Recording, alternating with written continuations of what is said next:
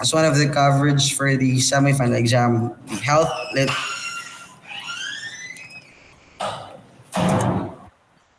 okay, it's health, leadership, and governance. Someone wants to join. Wag na nung... ikaw, really well.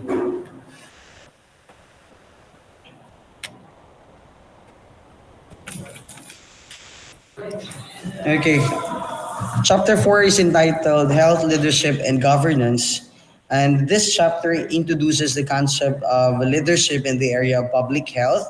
And it also discusses our current health bureaucracy and highlights the importance of health leaders. Okay? The Philippine healthcare system is a devolved health system. Madunggan ako.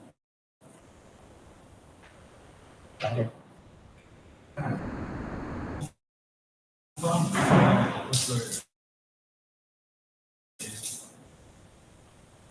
Madunggan ra? Yes, sir. Hello? Madunggan daw sir na. Thumbs up si ko. Hinay lang yun akong net, no? Wapo. Ako'y makita nga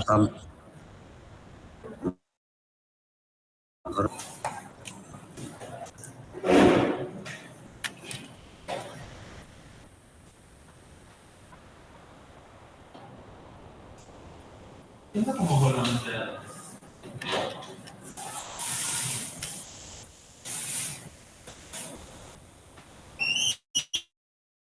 napay ka sulod.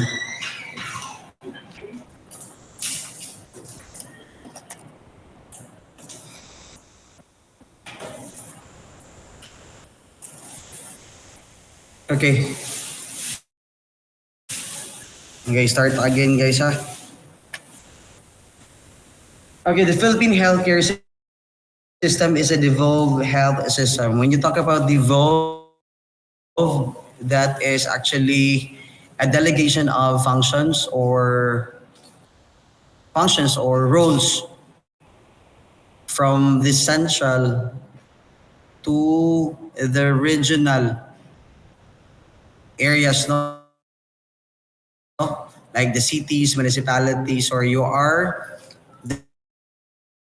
delegating the functions to the lower or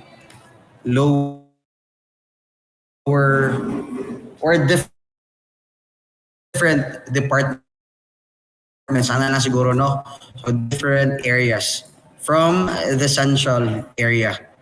Okay, so centralized. So devolvement is also referred to decentralization. Okay, a devolved setup is referred to as centralized. To understand this, one must review how bureaucracy is structured and organized, and there are 4 levels of administrative division. Okay, and each level is referred to as local government unit or the LGU. When you talk about local government units, guys, siya ang nasa mga munisipyo, sa probinsya, no, or sa barangay. So these are government units by your local government executive. Okay, called seats headed by the city mayor. The province is headed by your governor, and the municipality is headed by the municipal mayor. No? So these are the administrative regions, no, that includes province, we have the city, the municipal, and the barangay. How about the barangays headed by whom? Sorry. A barangay, a captain. Sorry. And our administrative region, there are two autonomous regions. So, number 1, Cordillera Autonomous Region, or CAR. And the second is the Autonomous Region for Muslim Mindanao, ARMM. Okay, when you talk about autonomous, they have their own rules, regulations, PowerPoint, sir. and it's only applicable to that specific region. No? Ha? Wala ako ang... Or makadunggan ko? You lost your connection. Lagi? Sana siguro ni sa connection na po do. Sa connection na siya. Hindi na akong connection no. Hindi na naman siya nagpakita na ba siya? Okay. Okay, when you talk about autonomous, this is certain area has its own role, rules and regulations or policies.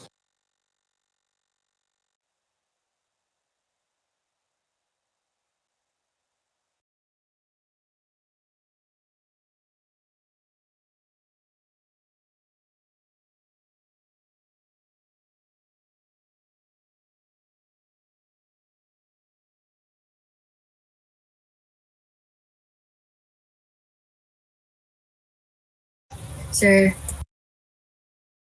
excuse me, sir. Magpa-accept daw sila, sir. Musulod sila, sir.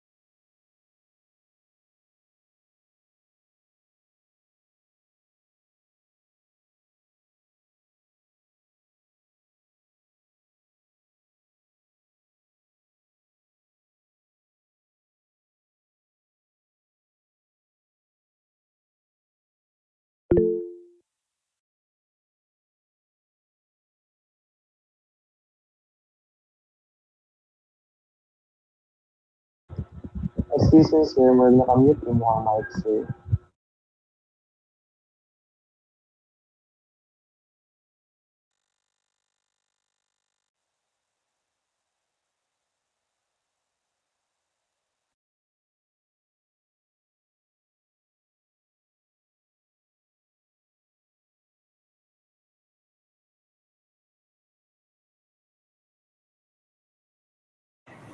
Ano ko mute mo kahit sa mute tungod sa ano? Dili na. Ayun na, Di, di nag-mute din siya ganina pero tungod di sa signal ba mo change yung ano mo default.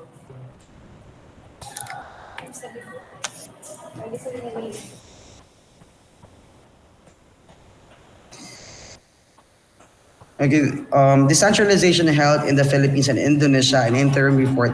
This is actually a research no, that was done in 1993. And they pointed out the worrisome features of the healthcare scene. Number one, sizable mortality differentials and trend reversal in some regions, poor nutritional status, low fertility decline, and low levels of consumer satisfaction with government facilities. Okay na siya. No? Facilities. Implementation of decentralization began in January 1993 with the transfer of funding, facilities, and staff to 1,600 LGU, more than 600 hospitals and other facilities, and 46,000 health personnel. Okay, the main funding or the source of funds for each LGU is coming from the IRA, the internal allotment levels, with implementation put hold until 1995. While recognizing the need for various adjustment to the initial plan. In decentralization, health workers no longer report to the DOH during that time. Well, guys, no? Okay, during this time, during decentralization, the health workers no longer report to the head of the Department of Health or any personnel in the Department of Health, but they report to their corresponding local chief executives, which are the following. For the municipal health workers, they report to the mayor. For the provincial health workers, they report to the governor. And okay, just take a look at the table again, I mean schematic diagram. No, we have the provincial DOH at the right side, or the representative from the provincial DOH, no? Together with the Center for Health Development, regional office, and the DOH as central office, okay? Under this one is the provincial government, and this provincial government supervises the three,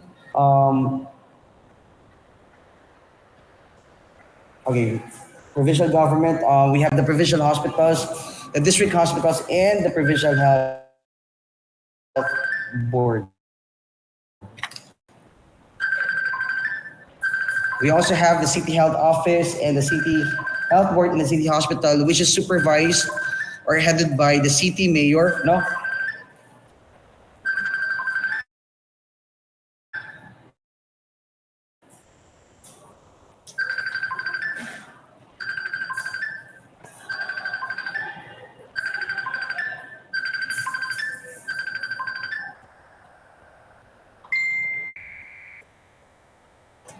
Okay, sorry.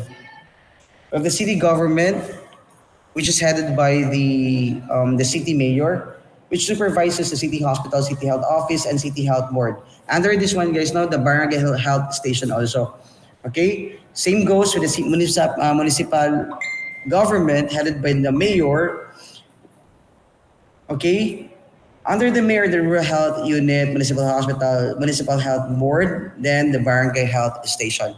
All of the medical health workers, no, under these different units reports to the head of the municipal government, the city government, and the provincial government. And the representative of each of these units, like the mayor, governor, okay, mayor of the city and the municipality reports to the DOH central office. Okay.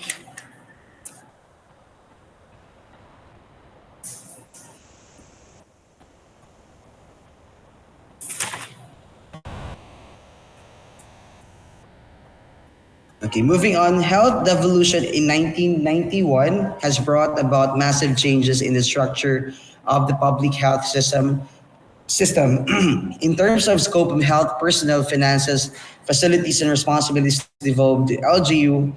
The Philippine decentralization of health services is one of the most radical in the developing world. A large part of the devolved health services is borne by provinces and municipalities, and these are the responsibilities of each unit. We have the provincial government or provincial governments responsible for medical, hospital, and support services, while the municipal governments are responsible for the administration of primary healthcare and other national programs, field services through the municipal health offices and corresponding RHUs and the BHS. The city governments, on the other hand, are responsible for the city health offices, city hospitals, and in highly urbanized cities, except for cities within the National Capital Region or NCR, and corresponding RHUs and BHS. We have the barangay governments are responsible for the maintenance of RHUs use and the BHS facilities. And the Centers for Health and Development Regional Office is an integral part of DOH structure focusing on monitoring health policy implementation and LGU performance. The DOH had retained a number of key functions best carried out at the central level.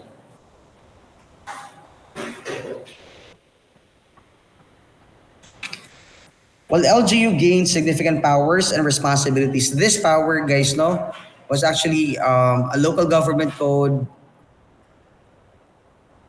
Was actually stated in LCD. What's LCD? Local Government Code 7160.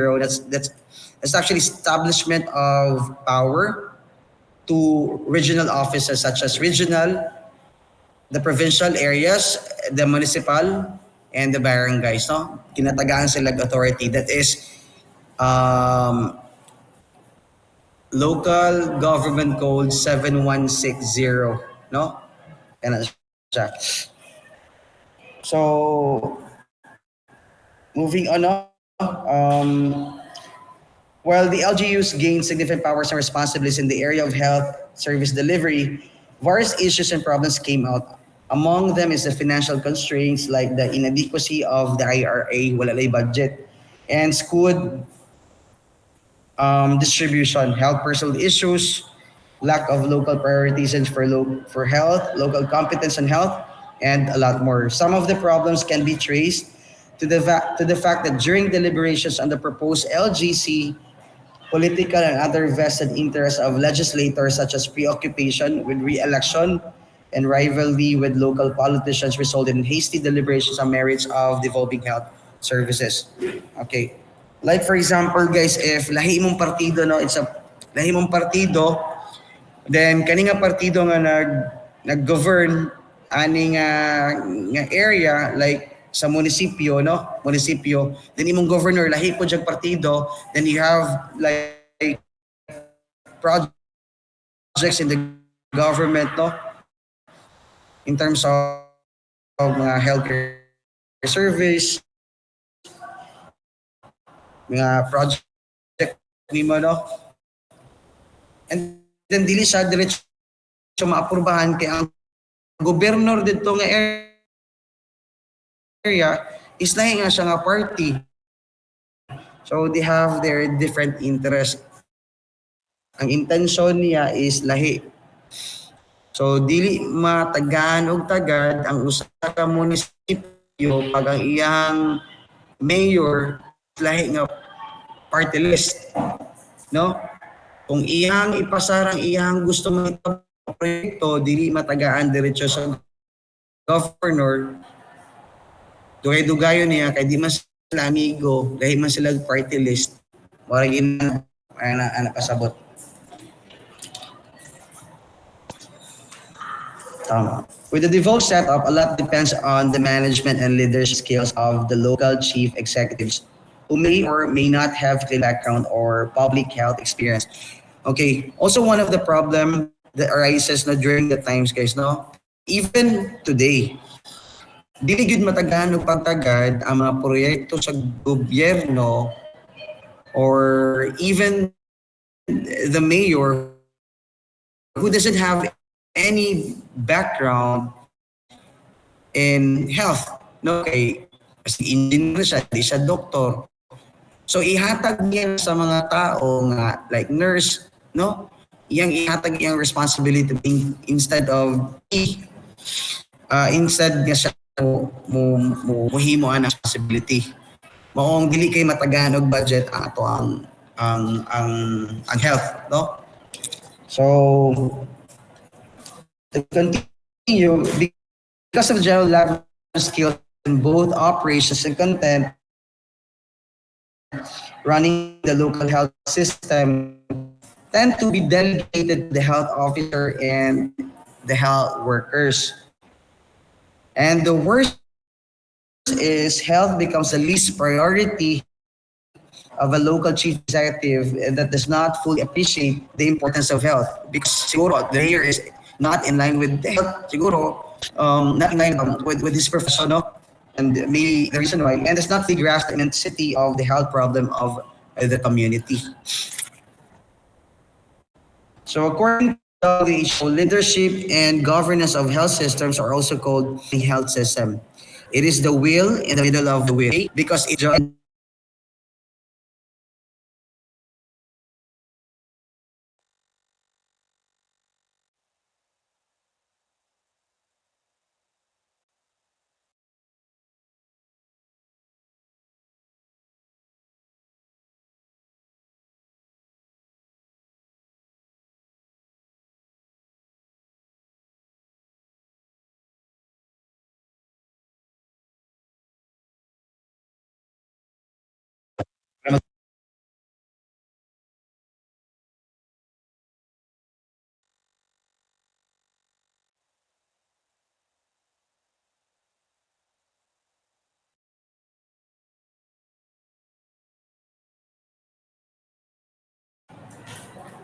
wala, di ko gusto di ko mag-online. Ha? Halang lagi.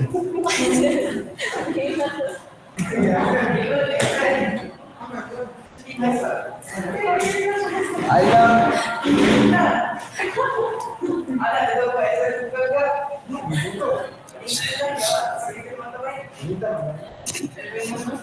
Tuon ta diri. Kahit ra maghalang akong ano nani. Alang oy. Oo na ba? Okay na? Ay, sawa naghala ako na. Okay, again, the leadership and governance is one of the six building blocks. Building blocks. What is that? One of the building blocks of the health system. The other five building blocks include the health, human resource. We have the access to medicine and technology, health service delivery, health information, health, and health financing. It is important that these six blocks are established, strengthened, and monitored in order for a health system to produce better health outcomes, especially among the most vulnerable groups. Okay, leadership and governance of health system are also called stewardship and most complex but critical building blocks of any health system. It is about the role of government in health and its relation to other actors whose activities impact on health. This involves overseeing and guiding the whole health system, private or public, in order to protect the public interest, and also requires both political and tactical actions because it involves reconciling competing demands of limited resources. Okay? As shown in the figure, no, taken from WHO, it's actually nasa inyong sa photo nga akong gisend sa inyo ano. Okay, it's actually the leadership and governance is actually at the center. It is the wheel in the middle of the wheel because it drives the rest of the building blocks. Without leadership and governance, the rest of the building blocks won't work. Oh? So siya ang tool para siya sa mobility, no? Sa building block.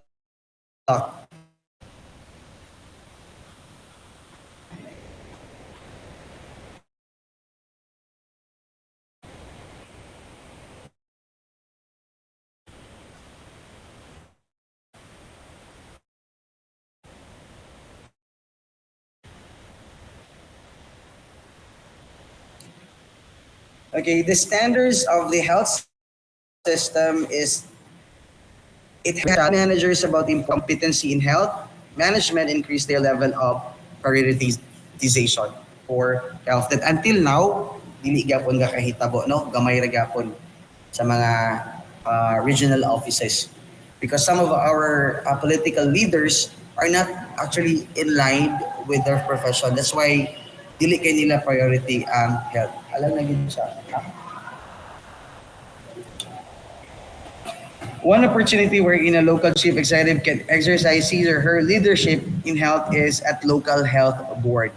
As mandated by the Philippine Republic of 710, or also known as the Local Government Code of 1991, that a local health board must be established in every province, city, or a municipality. So there's an establishment of authority and powers to the province, city, or municipality. By law, the following should be members of the local health board. Okay? The provincial health board comprised of a governor, which is the chairman, the vice governor, the vice chairman, and the SP. What do you mean by SP? That's Sangguniang Panlalawigan, or provincial council, chairman of the committee on health. Okay, so daghan man gud na siya, no, ang SP. There are six members for each district. So the SP members, or the whole SP members, will just select a representative to be the chairman, a representative, and that is the chairman of the committee on health. So isa lang siya ang mo apil ana. And number 4 are representative from the private sectors or NGO or non-government organizations involved in health services. And the last one is a rep from DOH and the province as a member. City Health Board, we have the city mayor, the chairman, the vice mayor, the city vice mayor, and the SB chairman of the Committee on Health. Okay, a representative from the private sectors of NGOs involved with health services, and a representative from DOH, it's the city as member or members. Okay, what do you mean by SB? That's Sangguniang Bayan, or they are konsehal, they are councilors. They are just like SP members, no?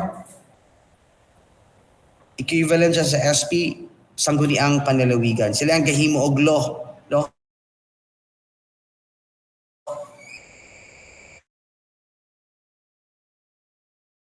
Sa city and the province. Okay? For municipal Health Board, same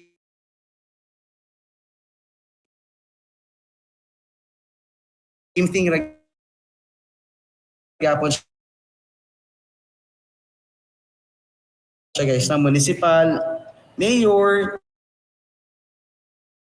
ang chairman, vice chairman, mga the members private sector or NGO involved in health services and a rep from the DOH and the municipality as member.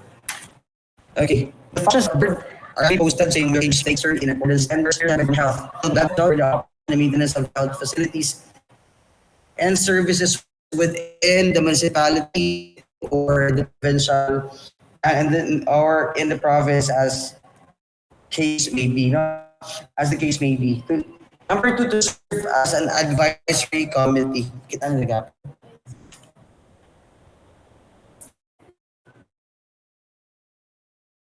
Advisory committee to the Sangguniang Council.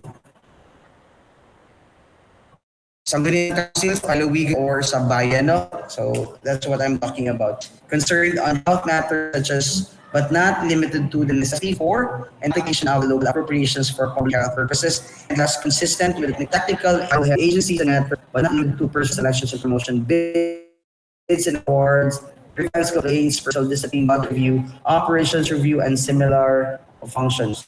Okay? They're only very specific, and that is only for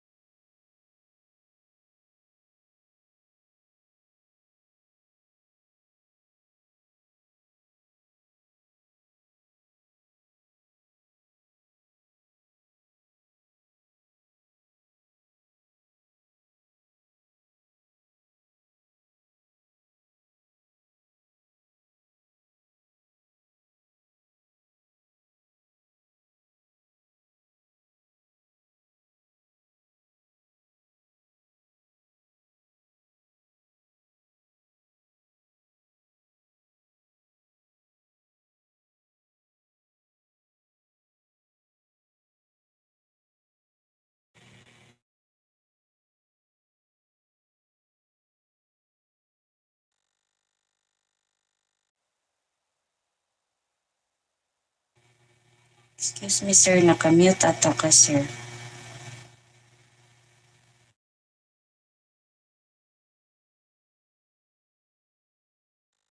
Moto-mute siya ba? Nakapit naman ko. Sorry guys ha. Munang problema pag nasa school ang wifi ang ano. Okay, number one, the leader recognizes the problem either through personal observation or through feedback from the community. The leader then decides to make a personal response. And there's a lot of ways how the leader identify the problem in the community. And one of the simple way to recognize a problem is to do a field visit in the community. And from there, you have to conduct community assemblies. No? So mangutana ka, there are questions to be asked from the health leaders, also from that barangay. And ways in recognizing problem are performed through situation analysis.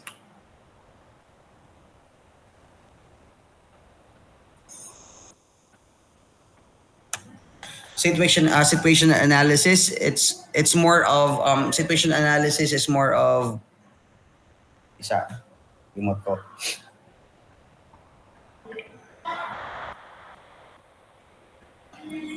Okay, situational analysis or community diagnosis, and we have the problem tree analysis which the roots serves as the cause of the problem, and the fruits or the leaves kato siyang nasa taas muna to yung mga effect ang result sa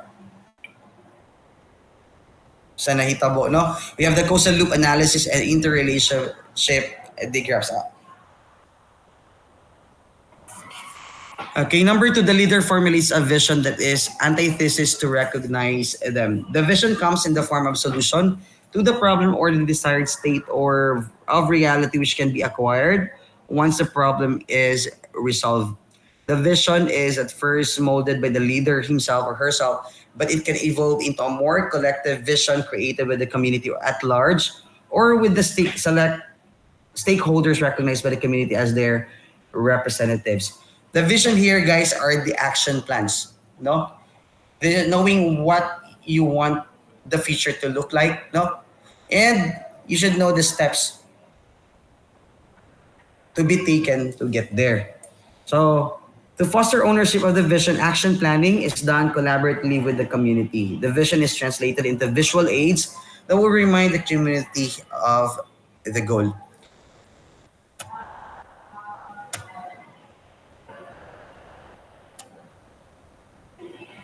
Number three, the third step in leader change process is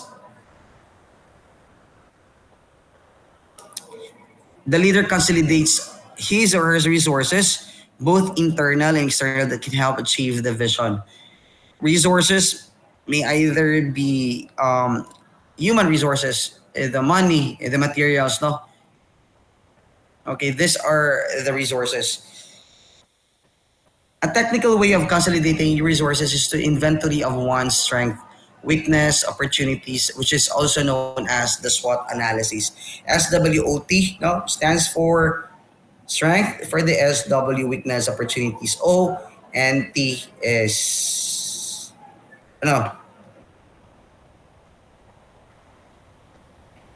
T is threat. Kulang ni siya and threats. Sorry.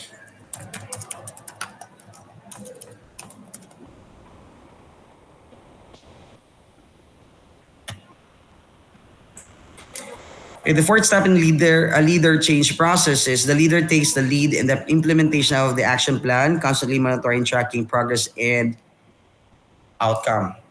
If the objective is attained or not. Monitoring and evaluation is an integral part of the change process. It provides information on where one is in relation to the goal, and this information is referred to as indicator.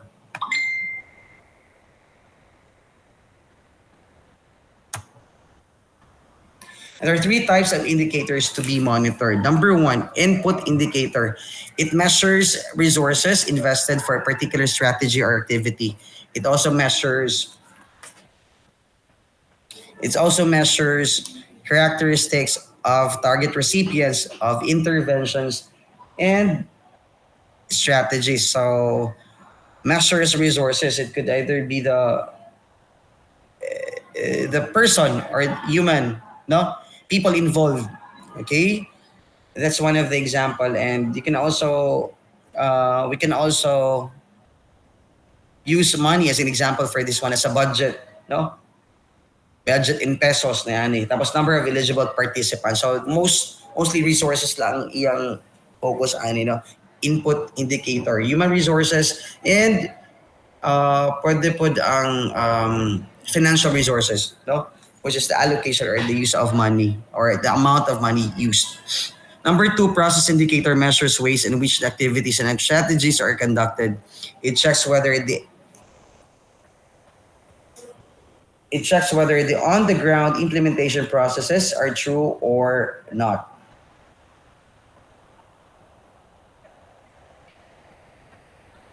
Okay, ground implementation processes are true or not, what was initially agreed on during the action planning. So evaluation takes place here sa process indicator. No, and one of the example here is mga turnovers. We have the rates of error. No?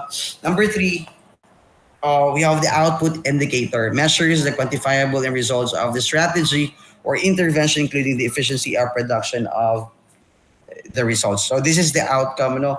Like for example, guys, number of patients seen, number of children nga na-immunize. Okay? So that's one of the example. Tong outcome na, no? Tong end result sa plan nga gihimo. No?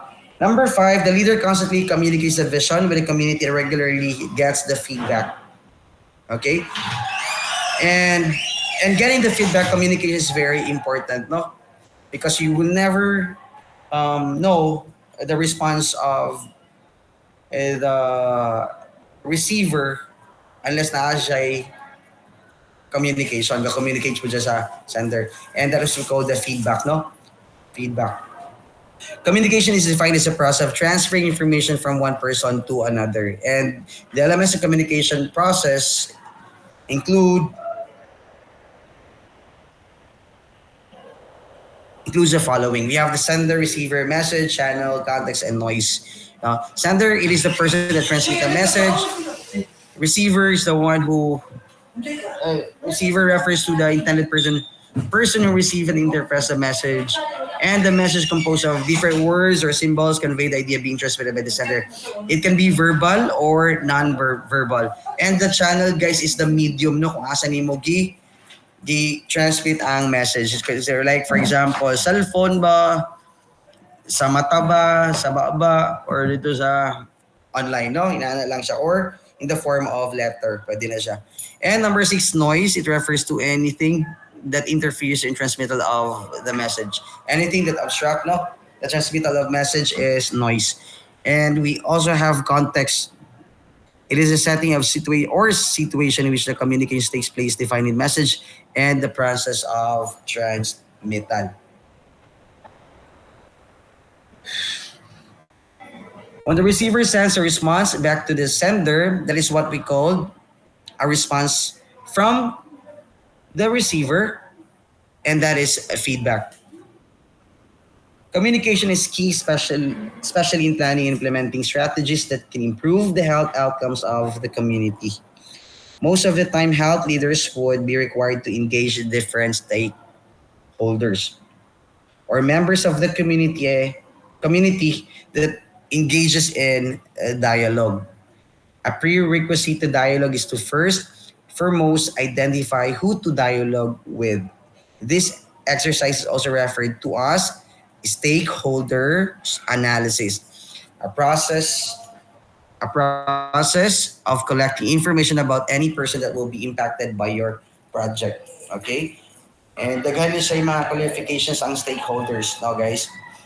So, forms of stakeholder analysis, listing down of specific stakeholders.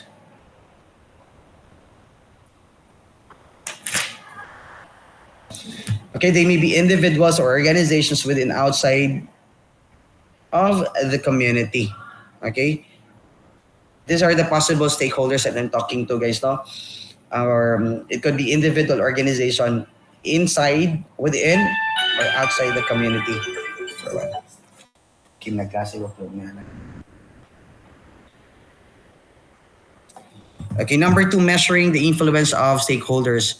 So we're talking about how influence this stakeholder is, no? Unsa yang mahatag nga contribution if sa atong kaon nga stakeholder, no? Because he's influential ba or nasa connections, it could be. So influence can be in the form of political power or resources which the stakeholders can contribute. Resources can be human or financial or access to other stakeholders. Could either be network or social capital. We have the third one, identifying position of stakeholders.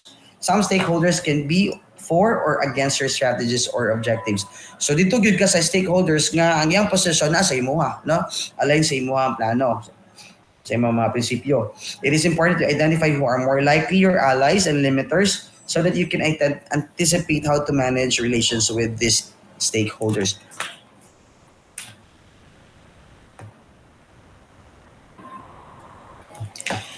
Okay, the number 6 step in leadership in leader-driven change process is a leader ensures that the skills and knowledge are transferred to others in order to ensure sustainability of interventions and bigger ownership of the programs of the people.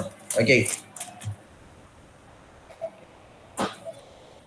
It is important that leaders must be able to form another generation. It's not only na siya lang a leader, no? He can actually pass this one, no, these traits and characteristics to someone else that who is more likely qualified to be a leader. Yeah. One way of transferring this is when a leader mentors or coaches other people, especially those who have the potential of becoming leaders. Okay, according to Ferguson, no, 1980. Si Ferguson, guys, I believe football player football coach ni siya, no? Ferguson. The difference between transformation by accident and transformation by a system is like a difference between lighting a lamp and a lamp. Again, the difference between transformation by accident, transformation, no? From being someone na dili kay maayo na maayo ka, and someone who is maayo na gyud ka. Maayo ka kay naa may rules and regulations kay mo gi-follow. Mura kana pud ba? It's like difference between lightning and a lamp. So both give illumination, but one is dangerous, no? Katong sa lightning, and reliable, while the other is relatively safe, directed, and available. That's according to Ferguson. So what Ferguson is implying is that the development left to chance is unreliable. Thus, coaching can direct energy where you want it to powers systematic improvement in the competencies your organization needs. And that's by Peterson and Hicks of 1996. Peterson and Hicks suggest steps in how to do coaching by leaders. In their book, Leader as Coach, they suggest strategies that can target common development barriers. Yeah? So this is barriers. Okay, number one strategy is forge a partnership. You have to build trust and understanding so people want to work with you. Number two, inspire commitment. Building insight and motivation so that people will also be motivated and focus their energy on goals and objectives. No? Number three, grow skills. Build new competencies to ensure people know how to do what is required. Number four, promote persistence. Build stamina and discipline to make sure learning lasts on the job. And lastly, shape the environment. Build organizational support to reward learning and remove barriers.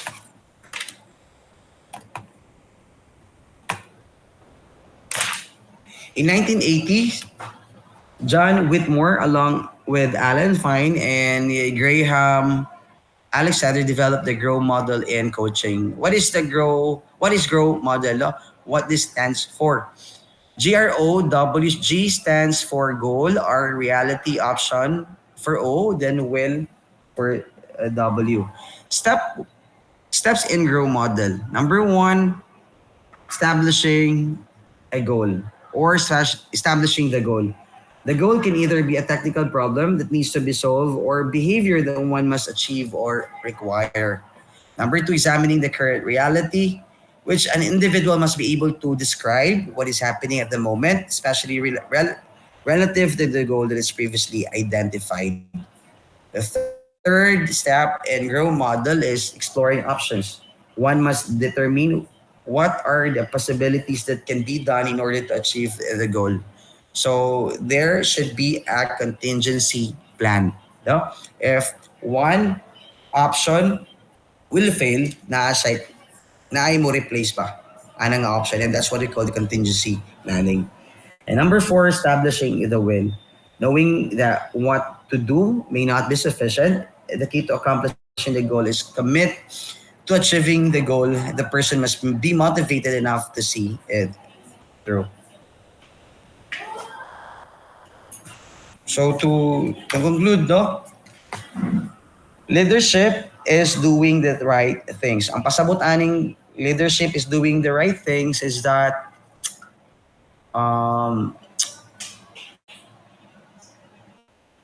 okay, leadership doing the right things. Ang samanik. It's just like even when you're alone in the room, no, without people looking at you, you are doing the right thing. Murag ana siya ba, no? While sa management, ay wala din ako nabutang na. Leadership is doing the right, which is different from management, which is doing things right. Doing things right. So, sa management naman, guys, you are doing things right because you are following or you're basing everything to the rules and regulations set by a certain company or a certain organization, no? So, this is more of the SOP nga imong buhaton ni kay naatay buhaton nato ni kay natay standard nga ginabuhat sa kumpanya. Waragana compared to the leadership doing the right things is that katong gisulti na ko sa bahalag wala ikaw ra usad diha ginabuhat nimo gyapon ang tama. No? So that concludes our chapter 4. No, just please read the rest of the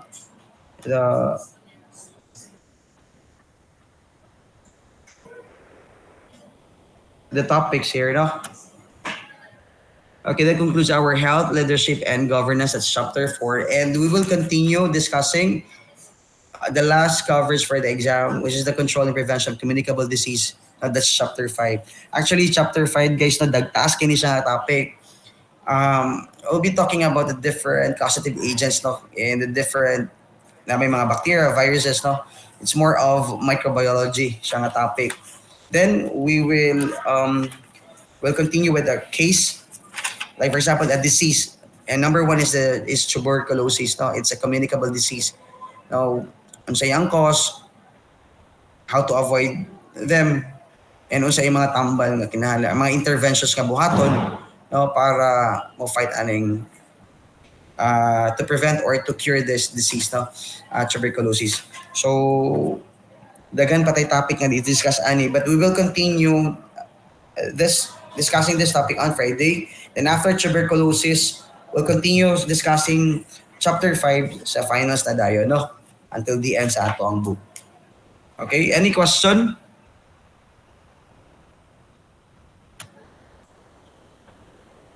Hello? Mag-lab o niya sa Ayan. cosmetics lab, sir ba? Cosmetic, mag-lab tayo sa cosmetic. Two groups gyapon. Kaya mag-discuss sa taon na regarding sa ato ang same na gyapon, guys, deodorant cream. So I find it dili kay sa challenging, no, ang ato ang lab.